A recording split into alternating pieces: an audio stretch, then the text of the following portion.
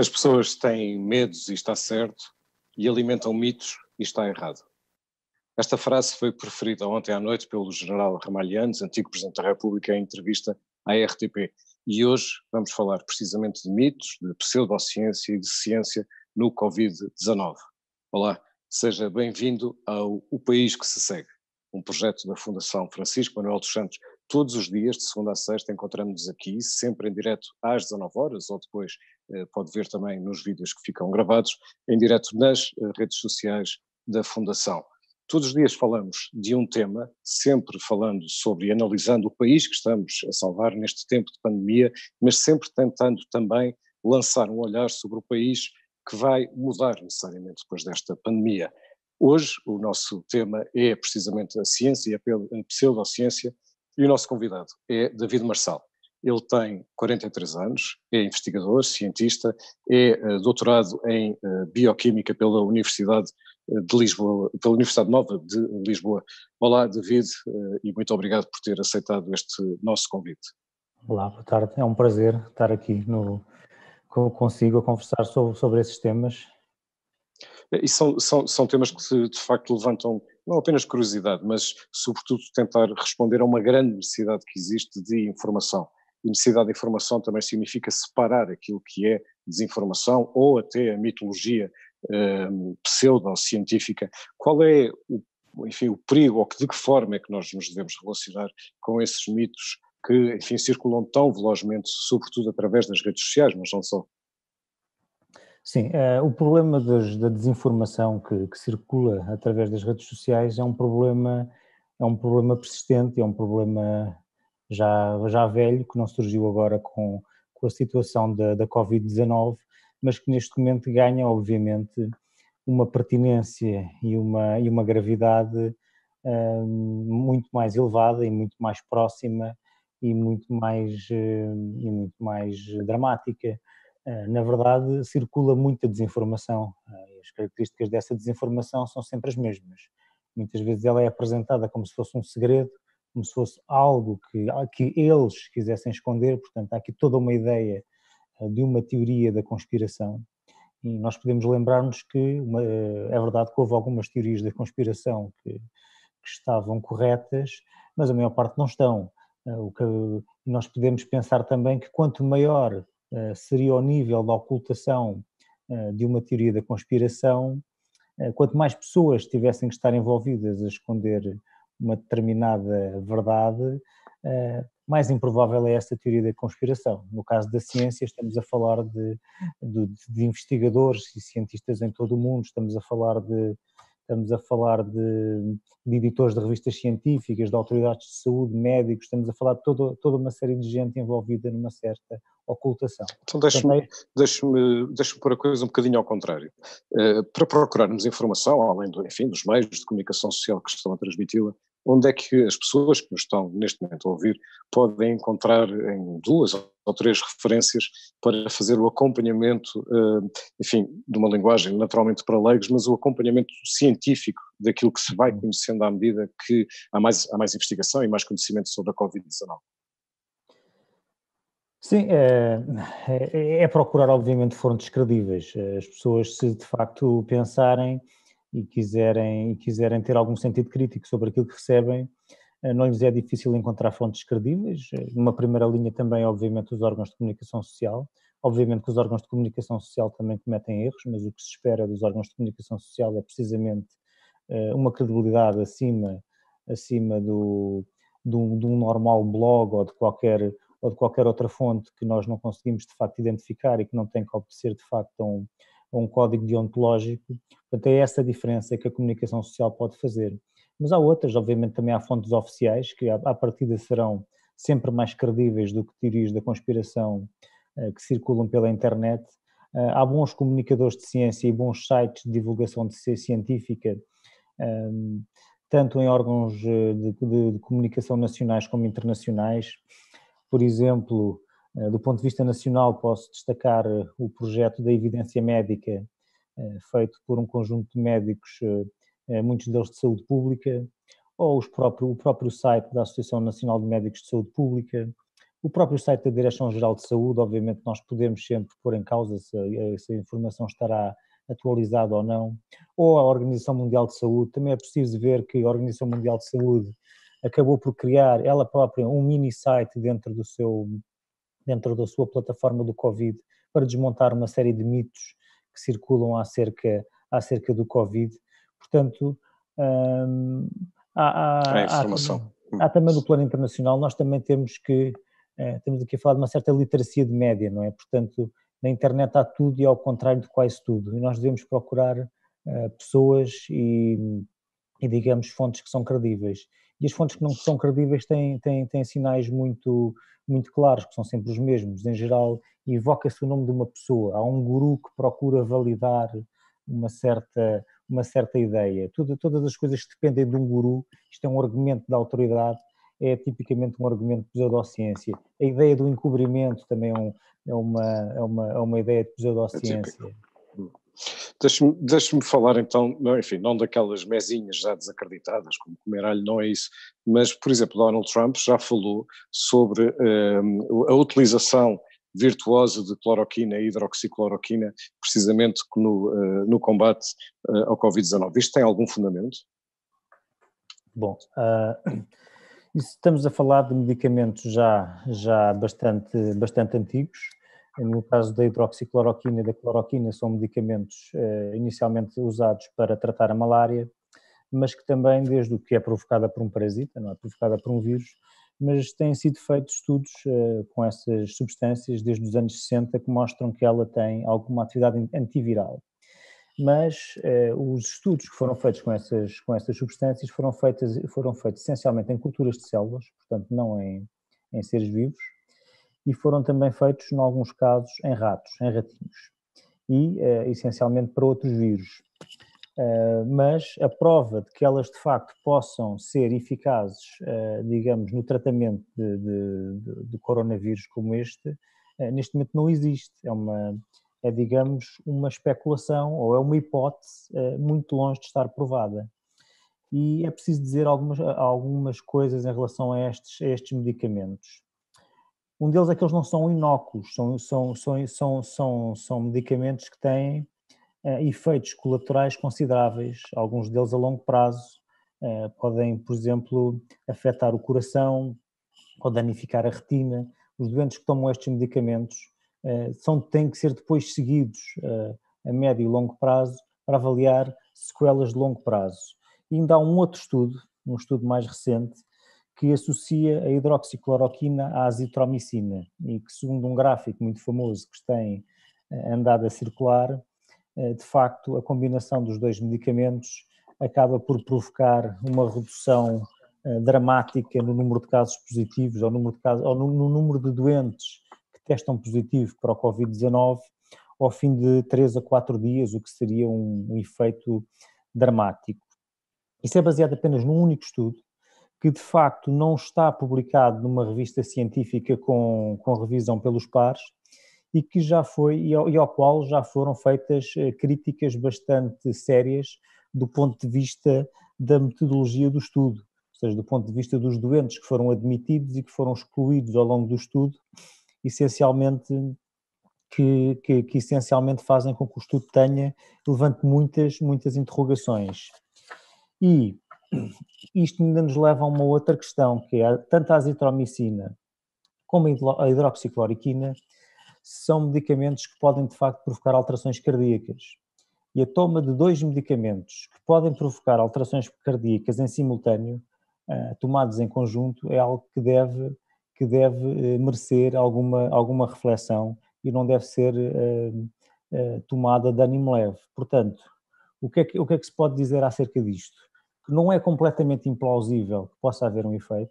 Neste momento esse efeito não está provado. E tendo em conta, há indicações em ratinhos e em cultura de células, mas as indicações são mistas. Estes medicamentos não demonstraram sempre consistentemente uma atividade antiviral reprodutível e que pudesse ser de facto ter uma utilidade terapêutica. E em relação a outros medicamentos, ou seja, nós sabemos que estamos à espera do processo de desenvolvimento e investigação de antibióticos, e sabemos que será um tempo ainda necessariamente longo, mas há outros medicamentos que podem aparecer mais cedo, quer novos medicamentos, quer medicamentos que já existem e que podem vir a ter algum sucesso no combate. Estamos a falar, por exemplo, do caso dos retrovirais no VIH-Sida. O que é que nós podemos esperar do ponto de vista de desenvolvimento e de investigação de medicamentos? Sim, aqueles que nós poderemos esperar mais rapidamente, aqueles que poderão ser uma resposta mais imediata, são de facto os medicamentos que já são usados para tratar outras doenças e que já passaram por todas as fases de ensaios clínicos que permitem o seu uso em humanos. Portanto, estes estão muito mais avançados e o que lhes resta provar é, de facto, se também têm uma atividade, digamos, terapêutica para este novo coronavírus. E aí reside uma esperança. De facto, os medicamentos antirretrovirais para o HIV constituem uma linha de investigação e é plausível que possam funcionar, uma vez que tanto o HIV como o novo coronavírus são medicamentos, portanto, que têm como material genético o RNA e não o ADN, portanto fazem parte da mesma família de vírus ou têm esta característica em comum, e medicamentos que, no fundo, interferiram com esse processo de introduzir o RNA no material genético das células do hospedeiro, poderão, de facto, impedir, de facto, a infecção do vírus. Portanto, é plausível e há testes, de facto, com medicamentos para o HIV que estão a ser feitos. Os primeiros foram feitos logo na China. Alguns resultados foram promissores, mas estamos a falar ainda sempre de amostras bastante pequenas e o que há a fazer é continuar a investigar a eficácia destes medicamentos. Há também um outro medicamento no Japão em estudo, que é um medicamento usado para tratar a gripe e que também num pequeno ensaio clínico também acabou por mostrar alguma eficácia na redução e da duração digamos, na duração do teste positivo de vários doentes japoneses. Portanto, reduziu os doentes a quem foi administrado esse medicamento passaram a testar negativo ao fim de 4 dias, enquanto a média dos outros testaram negativo apenas ao fim de 11. Portanto, é de facto uma indicação. Nós estamos a falar de ensaios clínicos a escalas necessariamente muito pequenas e que de facto precisam de ser confirmados. Mas, de facto, os medicamentos que já existem e que nós podemos tentar usar para o Covid, são, de facto, a resposta que poderá ser mais imediata. Para além disso, há outros medicamentos novos que estão a ser preparados e criados especificamente de raiz para o coronavírus, para o novo coronavírus. Está a ser apontado um grande canhão da ciência para este problema. Há uma série de investigadores, há uma série de instalações científicas inteiras que se dedicam hoje em dia em exclusivo à investigação em Covid-19, e isso obviamente abre uma grande esperança, porque é um esforço sem precedentes. O problema destes medicamentos, destes possíveis novos medicamentos, é que estes de facto não têm esse avanço, não têm o avanço de já terem mostrado a sua segurança para a utilização humana. Terão que passar por estas fases, que não são dispensáveis, porque nós não podemos ter um mecanismo, não podemos ter um medicamento nem que seja inseguro, nem que não seja eficaz. Portanto, vão durar mais tempo, não é? Vão durar mais tempo, mas são importantes porque não há nada que nos garante que os medicamentos que nós já temos vão passar nos ensaios clínicos e mostrar que resultam. Nós temos que, se calhar, ter... Há alguns conselhos que se têm ouvido das chamadas medicinas alternativas e que sustentam o reforço dos infectados. Há alguma fundamentação para isto? Não. O que acontece é que, de facto, as medicinas alternativas utilizam o discurso que é seu conhecido, que é um discurso muito, muito defensivo e desresponsabilizante. Portanto, a maioria dos terapeutas alternativos o que propõem é um reforço do sistema imunitário. Eles não dizem que curam, nem dizem que têm uma vacina. Portanto, dizem que reforçam o sistema imunitário. Portanto, se a pessoa tomar o seu chazinho, o seu suplemento, a sua erva, a sua planta, e de facto não ficar infectada, então é porque o reforço do sistema imunitário resultou. Se por acaso ficar infectada, bom, aquilo não era uma vacina, ainda bem que tomou, Portanto, não. Senão ainda podia ser pior. É sempre possível para os terapeutas alternativos encontrarem um discurso qualquer em que o que eles dizem está correto. Faz-me lembrar um bocadinho o Galeno, o médico dos imperadores romanos no século II, que dizia que tinha um tratamento que resultava em 100% dos pacientes. Todos os pacientes que tomassem aquele medicamento ficavam curados, à exceção dos incuráveis, que morriam todos. Portanto, ele tratava todos os curáveis, os incuráveis morriam todos. Isto é um pouco a ideia das terapias alternativas hoje em dia. Tem uma taxa de 100% de sucesso nos curáveis, os incuráveis morrem todos. Para quem já foi ou for infectado, qual é o período de imunidade subsequente que se pode estimar, se é que já há informação suficientemente sustentada sobre isto? Ainda não há informação suficientemente sustentada sobre isso. Houve alguns casos suspeitos na China de reinfecção ao fim de pouco tempo, depois dos pacientes testarem negativo após terem alta do hospital, mas neste momento põe-se muito em causa esse tipo de resultados. E o que pode ter acontecido foi os próprios doentes terem tido alta ainda antes de terem, de facto, uma carga viral muito baixa ou indetetável, porque tudo o que nós conhecemos de patogénicos e vírus e bactérias, tudo indica, seria de facto muito bizarro se não tivéssemos qualquer período de imunidade a seguir à infecção, porque de facto o nosso sistema imunitário vai produzir anticorpos e esses anticorpos vão reconhecer o invasor e vão obviamente combater a infecção numa fase muito precoce no próximo contacto que tivermos com o vírus. A questão que se coloca é quanto tempo é que durará essa imunidade.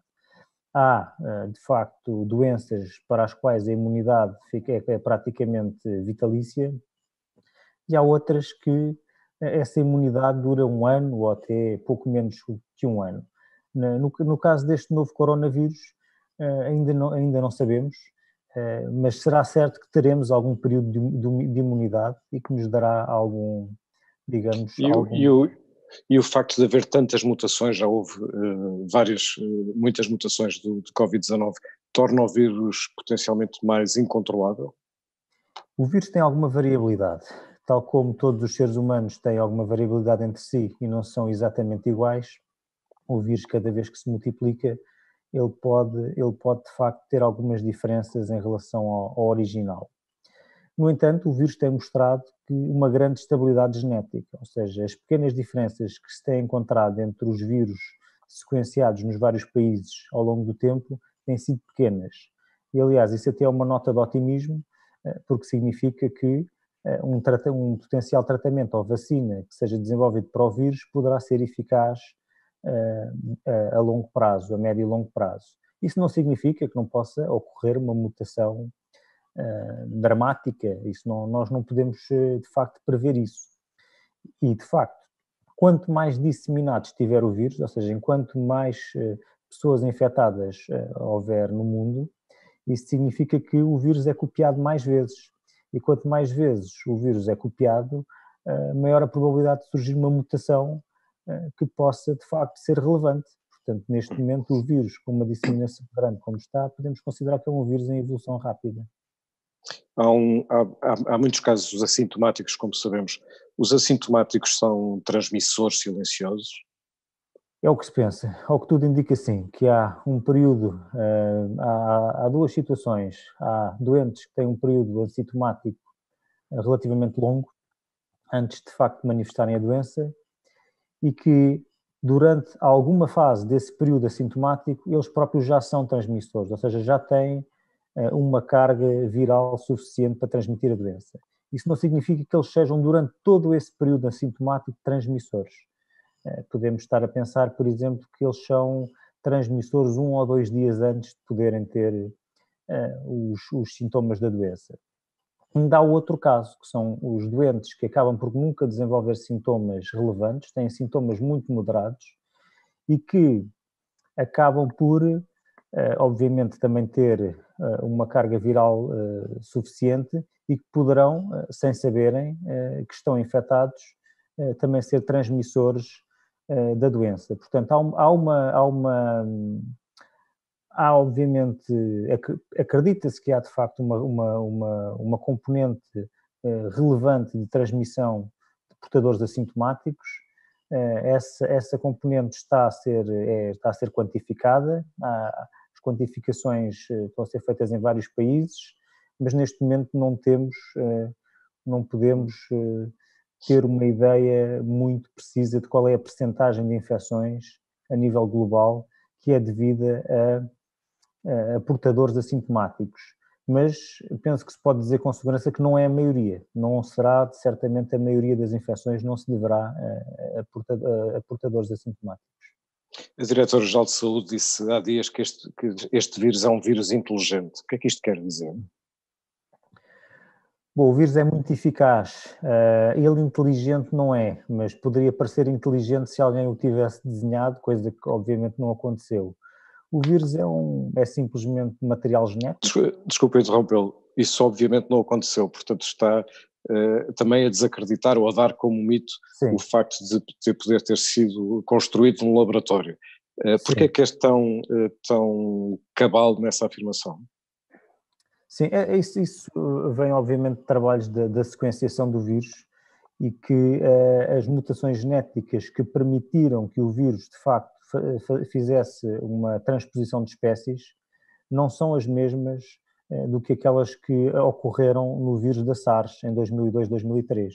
Portanto, se estivéssemos a pensar, vamos lá ver, se estivéssemos a pensar num plano malévolo para construir um novo vírus para infectar os seres humanos, à partida não iríamos à procura de soluções que não existem, ter que se ir a procurar, possivelmente a solução mais lógica e mais prática seria repetir o que já tinha ocorrido, digamos, naturalmente em 2002, 2003. Não é muito provável que se invente a partir do nada novas soluções para obter o mesmo efeito. Portanto, retomando o ponto. As mutações têm todas as características de terem sido aleatórias, até porque nunca se poderia pensar que essas mutações teriam esse efeito. Quanto à inteligência do vírus, de facto, o vírus é uma coisa, na realidade, muito estúpida. É um bocado de material genético, neste caso RNA, envolvido numa cápsula de proteínas e tem os meios suficientes para se conseguir introduzir nas células do hospedeiro de modo a multiplicar-se. Se pensarmos nisto, até é um bocadinho desesperante, até não há nenhuma intenção, quer dizer, as coisas acontecem porque têm uma certa probabilidade de acontecer. Talvez essa seja a conclusão mais dramática de todo o trabalho de Darwin e da seleção natural, é que não há um objetivo ou um propósito na natureza.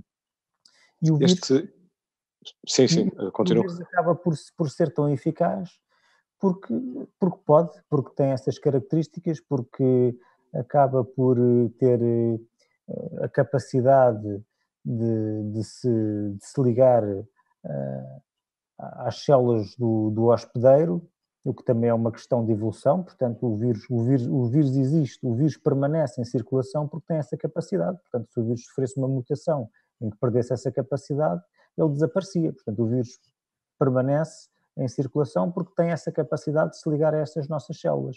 E acabou por também adquirir características. Isso dá-lhe uma capacidade de maior velocidade, se quisermos, de deterioração do corpo, o corpo hospedeiro, portanto o corpo humano. Sim, o vírus tem uma característica curiosa, que é de facto as características que ele acabou digamos, por ter, permitem-lhe de facto infectar um grande número de pessoas que não exibe doença grave e que são transmissoras. E também um longo período de incubação que também contribui para a sua transmissão, porque as pessoas depois de estarem doentes são isoladas e acaba por ser esse conjunto de características que fazem com que o vírus seja tão contagioso. Tem a ver com essa transmissão, um longo período de transmissão que o vírus acaba por beneficiar. E, obviamente, a evolução da doença do vírus, temos visto cá uma certa percentagem de doentes em que essa evolução é mais negativa em alguns casos mesmo dramática. E pode haver variação também, ou geográfica ou meteorológica, ou seja, eu lembro-me, quer dizer, Bolsonaro, o presidente do Brasil, disse frases tais como isto não pega no brasileiro, ou nada pega no brasileiro. Há alguma especulação sobre a possibilidade de, nomeadamente em África, haver maior imunidade ou potencial imunidade a algum tipo já de fundamento ou de observação sobre características quer meteorológicas, quer geográficas em relação ao vírus? Bom, muitos coronavírus, se pensarmos noutros coronavírus, há algumas constipações que são causadas por coronavírus, apesar de não ser a maioria das constipações, diminuem, obviamente, a sua atividade nos meses mais quentes. Este coronavírus também parece ter uma atividade ótima, uma capacidade de se multiplicar a temperaturas relativamente baixas. Isso não significa que ele não se consiga multiplicar a temperaturas mais altas. E os estudos que têm sido feitos por biogeógrafos que têm feito simulações relacionadas com o clima, de facto, antecipam uma melhoria ou uma redução da propagação do vírus em zonas ou em épocas do ano meteorologicamente mais favoráveis, portanto mais quentes, mas não antecipam para já um efeito dramático dessas condições climatéricas. Também neste momento também não se conhecem diferenças genéticas substanciais que possam justificar que certo tipo de populações ou certo tipo de pessoas possam ser menos suscetíveis ao vírus, como acontece para outras doenças, e ainda não há neste momento esse tipo de estudos. Nós estamos muito habituados, se calhar mal habituados, a respostas de bandeja dadas pela ciência e neste momento estamos ainda numa fase, inclusive cientificamente, de incerteza. Como é que se comunica esta incerteza? Como é que se estabelece uma relação entre sociedade e ciência perante cenários de incerteza como estes? É muito difícil. De facto, as pessoas estão habituadas às certezas da ciência e estão habituadas a que a ciência lhes seja servida numa bandeja como uma espécie de passe de magia, sem terem muito presente o processo que está para trás de investigação científica, os anos e anos que são necessários, a colaboração. O Newton disse que se vi mais alto foi porque estava aos ombros de gigantes, portanto há toda uma construção de conhecimento que é cumulativa ao longo de gerações e gerações de cientistas, que as pessoas quando de facto pegam no seu telemóvel e fazem uma chamada não pensam, aliás nem pensam que de facto estão a usar tecnologia e ciência fundamental de anos e anos e anos de trabalho. Eu penso que, neste caso, há um desafio muito grande para a comunicação, que é a comunicação dessa incerteza. Penso que também há uma oportunidade, porque acho que há aqui uma valorização da ciência. As pessoas, neste momento, numa situação como esta, e bem, viram-se para a ciência. É, de facto, a ciência que pode dar algum tipo de resposta a esta situação. Agora, e a ciência já fez muito, sequenciou o vírus num piscar de olhos, o que nos permitiu criar um teste de diagnóstico muito rapidamente. Já sabemos quase tudo sobre as proteínas do vírus, sabemos como é que ele é, sabemos como é que o vírus se liga ao receptor do hospedeiro, já sabemos muita coisa, a ciência avançou muito rápido e está a avançar mais rápido neste caso do que noutros, mas a ciência obviamente não faz milagres, a ciência vai precisar de algum tempo, por muito pouco que ele seja. E neste momento nós não temos tempo, nós temos que resolver o assunto com o que temos, e o que temos de facto é conhecimento acerca de como evitar a propagação do vírus através de medidas de contenção social. David, no futuro haverá mais vírus? Com certeza. Nós, desde que domesticamos animais, que temos contacto com vírus e bactérias de origem animal que nos têm infectado. Aliás, uma grande pressão seletiva nas sociedades de agricultores é o sistema imunitário. Nós temos sistemas imunitários substancialmente melhores do que as sociedades de caçadores-recoletores. E, neste momento, tem havido, por exemplo, no caso dos coronavírus, tem havido um novo coronavírus de 10 em 10 anos. há vírus da gripe que também sofrem mutações com muita frequência, portanto nós temos que estar preparados de facto para epidemias no futuro de novos vírus que nos vão colocar desafios e com esta violência. E com esta violência, mas eu espero que cada vez consigamos estar mais bem preparados, cada vez consigamos responder mais rapidamente. Neste momento estamos a responder rapidamente. Mas que consequências é que isso tem? Quer na organização social, quer na circulação de pessoas, quer na saúde pública, quer na própria investigação e na relação entre a investigação e os poderes políticos, para que os alertas dos cientistas possam ser também incorporados na decisão política, coisa que não aconteceu, porque neste caso, porque há muito poucos meses tinham sido feitos vários alertas sobre precisamente a probabilidade de um vírus. Que consequências é que isso deve ter, esta consciencialização de que não é só este novo coronavírus, este coronavírus um dia será velho, mas outros vírus aparecerão? Eu espero que tenha consequências e espero que a opinião pública seja favorável e acabe por exigir aos políticos, tal como exige a ação noutros domínios, como por exemplo das alterações climáticas, que exija preparação para este tipo de situações.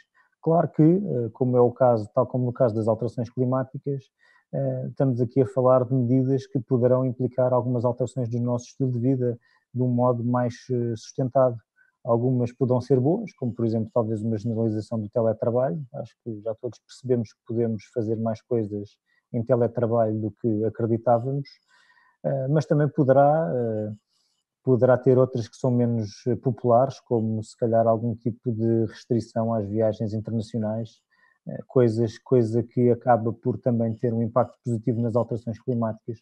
Nós não sabemos, eu acho que nós vamos continuar a tentar viver como vivíamos, tendo o máximo de preparação possível para responder a estes vírus, mas eu creio que ninguém sabe, mas eu acredito que haverá diferenças, E Portugal? Portugal está vocacionado ou enfim, ou a despertar para essas necessidades na ciência e na investigação? Sim, Portugal tem nos últimos 30 anos acabou por ter um percurso muito grande de criação de uma comunidade científica com alguma massa crítica, e essa comunidade científica hoje em dia participa de pleno direito no esforço internacional da ciência, que é um empreendimento global. Penso que esse caminho tem que ser reforçado e mantido, e Portugal tem que fazer a sua parte, até porque precisa obviamente ter pessoas qualificadas e não pode voltar a uma situação do século XIX em que importa as ideias do estrangeiro e compra os produtos tecnológicos acabados. Penso que com esta situação, penso que todos acabamos por compreender a vantagem de termos investigadores portugueses altamente qualificados no país que podem oferecer respostas específicas, que podem aconselhar o poder político, que podem no espaço público explicar o que se passa e partilhar o seu conhecimento. Portanto... Ou seja, se eu lhe perguntar, afinal, na ciência, que país é que se segue, incorpora na sua resposta a probabilidade ou o desejo, pelo menos, de que os cientistas sejam mais ouvidos não só pela sociedade, como pela decisão política. É isso? É esse o país que se segue? Eu espero que sim. Acho que muitas vezes a maior parte das pessoas valoriza a ciência, sabe que a ciência faz coisas bestiais, mas depois tem algum tipo de sentimento paradoxal, valorizam a ciência, mas não valorizam os cientistas, designadamente não valorizam os cientistas portugueses. Pensam, ok, a ciência é uma coisa boa, mas praticamente muitas vezes nem sequer não compreendem bem qual é a necessidade de Portugal ter uma ciência própria, ter um sistema científico próprio. E eu penso que esta situação e até o papel que alguns investigadores portugueses têm mostrado, algum papel relevante que têm mostrado neste caso, penso que enfatiza de uma forma muito clara a importância de ter este tipo de conhecimento avançado, este tipo de capacidade de lidar com a incerteza, com a investigação, de olhar para um problema e resolvê-lo de forma racional, de ter meios instalados para resolver um problema, porque toda a resposta da ciência, e agora já não me estou a referir apenas à realidade nacional, Quando nós conseguimos sequenciar o vírus da Covid-19 em semanas, essa tecnologia não foi inventada na semana anterior. Quando conseguimos determinar estruturas de proteínas do vírus com grande detalhe atómico, isso também não é uma tecnologia inventada no dia anterior. Nem muito menos as pessoas que são capazes de fazer isso fizeram um curso por correspondência na semana passada. São pessoas que trabalharam anos e anos e anos e anos noutros problemas para chegarem a este ponto e terem a capacidade de dar esta resposta. Portanto, é preciso investimento, não é? Investimento, equipamento, pessoas. É preciso investimento, é preciso aposta, porque é a ciência que nos poderá dar esta resposta, é a ciência que nos poderá dar esta resposta no futuro para outros desafios que podemos ter. Obviamente a ciência não resolve tudo, é preciso também uma grande colaboração internacional, é preciso também sociedade. E neste caso, então, em que estamos a falar de um vírus que obviamente não reconhece fronteiras, por muito que se fechem fronteiras, temos obviamente necessidade de uma grande colaboração, E essa colaboração está a existir neste momento. Dizia há pouco que os esforços são sem precedentes. Há muito mais colaboração neste momento internacional. Na ciência está a existir. Na ciência eu acho que há aqui uma mudança de paradigma em que os cientistas passam os seus diamantes em bruto para que outros os lapidem. Há aqui um momento de ciência aberta sem precedentes. Do ponto de vista da colaboração entre países, parece-me que essa colaboração tem ficado aquém do que seria desejável. Há, designadamente, divergências muito grandes sobre as abordagens a tomar na reação à crise do Covid. É o caso dos países que seguem as estratégias da chamada imunidade de grupo, não é? Como no Reino Unido começou por fazer e depois recuou. Exato. Isso do ponto de vista de futuro vai ser, e do ponto de vista académico, vai ser muito interessante ver os resultados das várias estratégias. A imunidade de grupo será sempre necessária. Portanto, nós, para resolvermos o problema de vez, obviamente teremos que ter uma percentagem muito relevante da população com a imunidade de grupo. A questão é o tempo que demora essa população a adquirir essa imunidade de grupo. E esse tempo é fundamental, porque quanto mais prolongado for esse contágio, mais, no fundo, maior capacidade de resposta terão os serviços de saúde. Portanto, o que nós aqui, o que se pretende com estas medidas de contenção, em grande medida, não é necessariamente evitar o contágio de uma grande parte da população. É tentar que esse contágio não aconteça em simultâneo, de maneira que haja capacidade de respostas dos serviços de saúde. David, nós todos sabemos que o país está a mudar, o mundo está a mudar, mas depois cada um de nós, individualmente, também está a aprender coisas com esta pandemia. Também é o seu caso, ou seja, qual é o David Marçal que se segue? Uma boa pergunta. Eu também ainda não sei. Neste momento estou a viver a pandemia. Não tenho dúvidas nenhumas de que isso é uma experiência transformadora. Eu penso que toda esta situação nos faz pensar a todos nas nossas vidas e nas pessoas de quem gostamos e que estão à nossa volta e